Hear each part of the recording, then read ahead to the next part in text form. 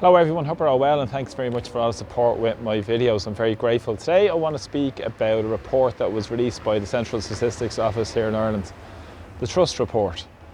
Quite interestingly, it came at the same time as the OECD, that's 30 of the wealthiest countries in the world per GDP, have released a report as well on trust.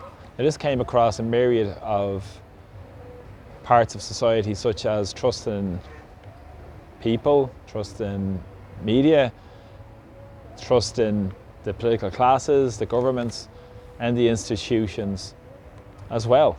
Now it was fascinating, some of the results, because in Ireland only 1 in 2 people trust government.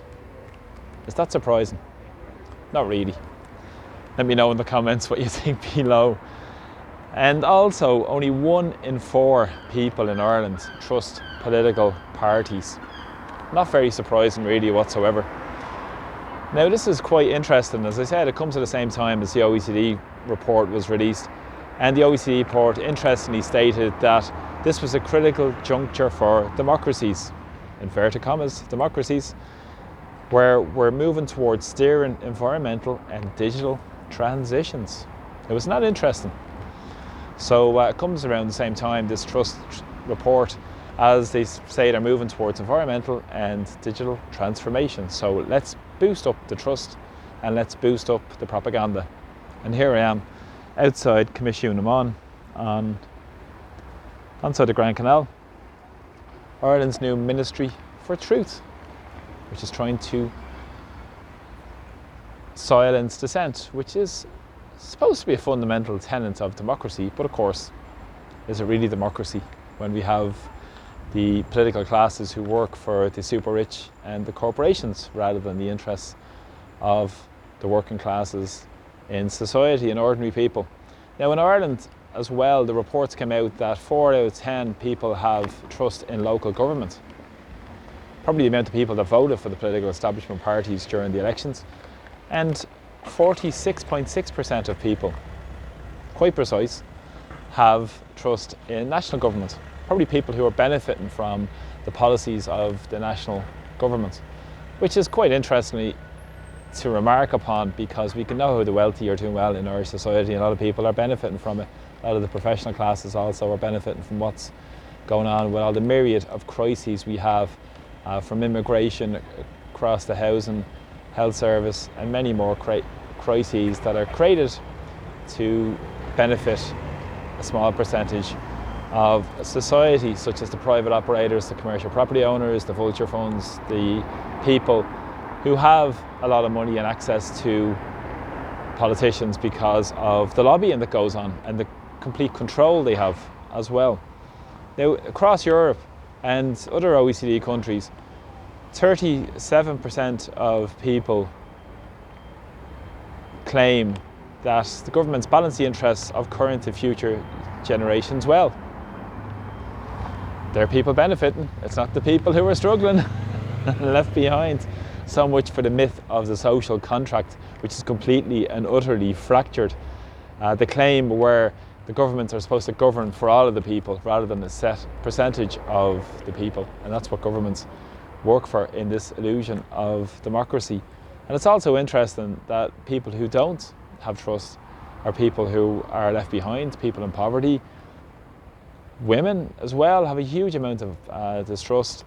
Young people, people that are retired, a lot of people that are employed as well. So basically everybody in society that's not benefiting from what's going on and are left behind because of the myriad, as I said, of crises we have across society. And it's also interesting, media is a huge case in point. We see the amount of propaganda being pumped down our throats every day through RTE and various other media platforms who rely on so much state funding and are reliant on pumping down a narrative at ordinary people constantly that suits the narrative of the status quo, rather than giving balanced, fair, unbiased discussion on political and current events.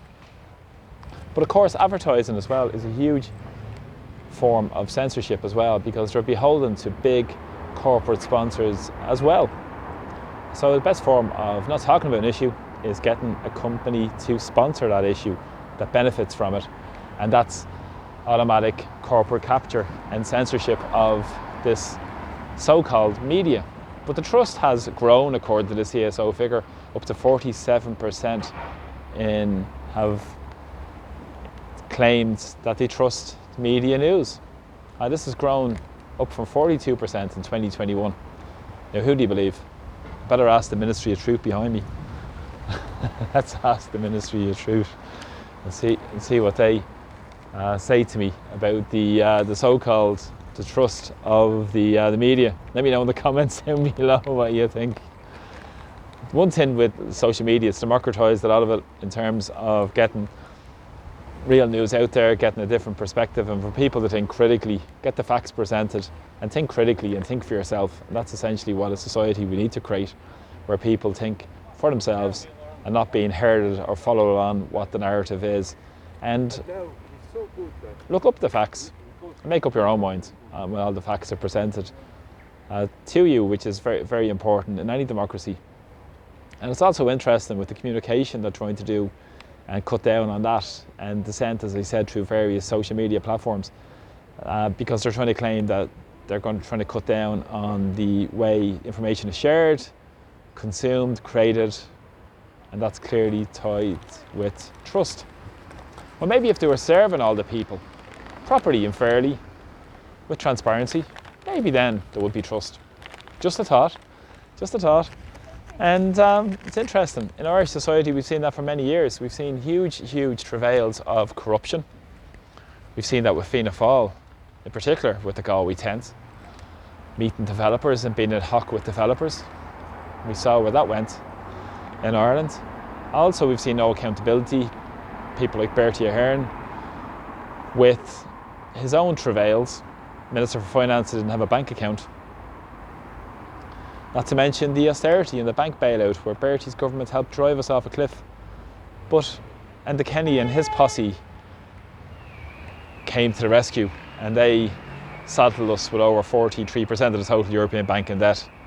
Opened the door to the vulture funds, opened the door to the IMF, European Union, European Central Bank, and bailed out the big bankers who are now back on their big bonuses and huge salaries. And have any of them been held to account? No. Because accountability is only a word in the dictionary in Ireland. It doesn't happen in political life or in practice. Also, we've seen it with COVID lockdowns, what they did in terms of draconian restrictions on people's basic human rights. Basic rights to informed consent, basic rights for choice, basic rights in terms of that people struggle for, in terms of the rights to protest and so forth as well, and provided cover for the biggest transfer of wealth towards the billionaires, and a huge restriction on people's rights that were struggled and fought for by working class people, not given to us, I might add. Standing up and working for European Union bureaucrats, the top 1% of society that they work for, and the key lobbyists that they support every single time. And a lot of these politicians go off and work with these lobby groups and work in vulture funds as well when they saddle off into the sunset on their big pensions. The referendums also as well, how disconnected they are from reality. They're in their bubble, an ivory tower. And in Irish society we see how the rich always benefit. The top 1% have nearly 36% of the total wealth in Ireland. And when you consider it's the ordinary working class people that create that wealth through their hard work and labour, but they're trying to repress all workers' rights and labour in Ireland as well. Not to mention the cost of living crisis and all these issues as well. It really shows the need we need to move towards a people's democracy, where people's views are heard, people are listened to, and peoples are part of the decision-making process. And to build that and challenge the system rather than look for better politicians, which is a benefit, but it won't deal with the underlying crisis we have of the system in Irish society and the neoliberalism that is upheld within the constitution of the European Union, that we're now subservient to in terms of our policies. And now we've seen that with the Migration Pact and the loss of sovereignty as well. So yeah, any wonder people don't have any trust in their politicians. Any wonder people don't have trust in their politicians. And that's why we need to stand up to what's going on, to further restrictions on our rights, and to think for yourself and spread the news yourself as well. Whatever information you have or view you have based on facts, present them and get them out there as well to more and more people, and talk to more people about what's going on in our society and get a real change in Ireland that will put the needs and serve the interests of ordinary people ahead of the vulture capitalists, ahead of the globalists, ahead of the corporations and the big vulture landlords as well. Not to mention the amount of destruction that causes to ordinary people's lives in terms of huge homeless disaster, health crisis, immigration chaos, as well as we see the barriers across the way on the Grand Canal.